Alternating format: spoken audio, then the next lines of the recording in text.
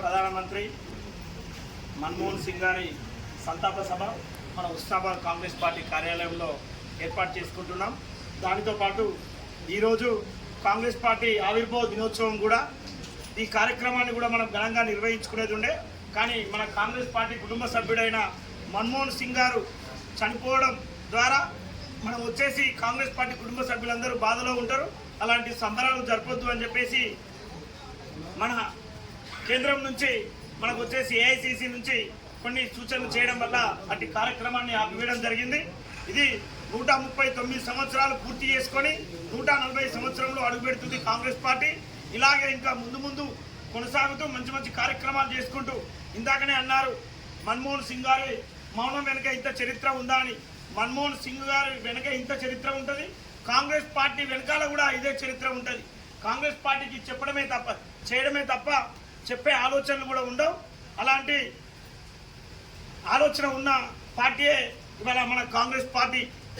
అలాగే మన పక్కనే ఉన్న వంగర పివి నరసింహారావు గారు ప్రధానమంత్రిగా ఉన్నప్పుడు తను వచ్చేసి ఒక మంచి వ్యక్తికి ఆర్థిక శాఖ ఇచ్చి, ఆర్థిక శాఖలో తను ఉండి తను వచ్చేసి ప్రధానమంత్రిగా ఉండి మన దేశ సంపదను అంతా ప్రపంచ బ్యాంకులో ఉంటే దాన్ని విడిపించిన నాయకులు కూడా మన ఆ ఇద్దరు మౌనంగా ఉన్న వాళ్ళే. వారు ఎవరు కూడా ఎక్కువ మాట్లాడరు, తక్కువ మాట్లాడతారు, ఎక్కువ పనులు చేస్తారు.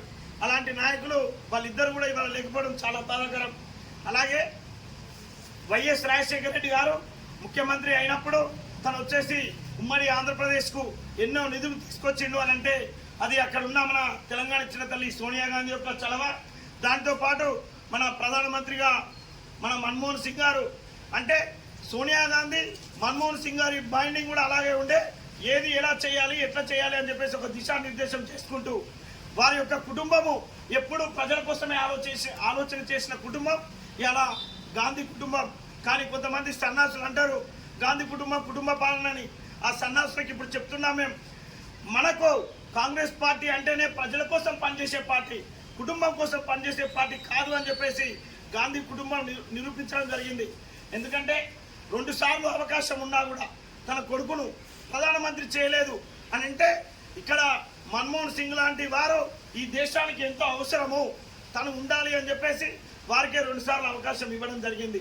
అలాగే తెలంగాణ ఉద్యమంలో మన ఉస్నాబాద్ ఎమ్మెల్యే బీసీ సంక్షేమ శాఖ రవాణా శాఖ మంత్రివర్యులు పొన్నం ప్రభాకర్ గారు ఆనాడు తెలంగాణ ఉద్యమంలో ఎంతో అహర్నిశలు కొట్లాడి తెలంగాణ ఉద్యమం కోసం పోరాటం చేసినప్పుడు మన్మోహన్ సింగ్ గారు వెనుక ఉండి తెలంగాణ ఉద్యమాన్ని ప్రోత్సహించిన నాయకుడు కూడా అప్పుడు మన్మోహన్ సింగ్ గారు.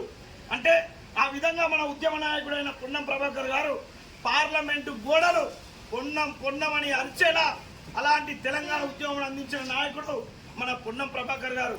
అంటే అలాంటి బైండింగ్ ఉన్న నాయకుడు మన మన్మోహన్ సింగ్ గారు. అలాంటి నాయకుడు ఇవాళ లేకపోవడం చాలా బాధాకరం. ఇలాంటి మంచి అవకాశం ఇచ్చిన